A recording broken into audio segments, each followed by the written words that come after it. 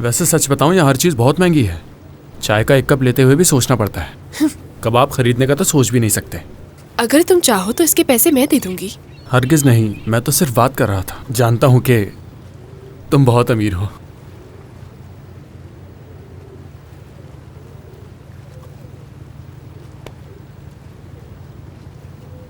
क्या तुम अदाना वापस नहीं जाओगी?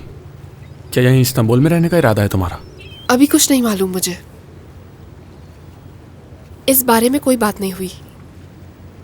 पहले कादर की सर्जरी हो जाए, फिर देखते हैं क्या करना है। अगर तुम लोग यहाँ शिफ्ट हो गए, मैं जिंदगी में फिर से पहले की तरह अकेला हो जाऊंगा, क्योंकि अदाना में मेरा तुम्हारे सिवा कोई नहीं। ये तुम क्या कह रहे हो? ये बात, जहां हम रहेंगे वहां तुम रहोगे। तुम्हें परेशान होने की जरूरत नहीं।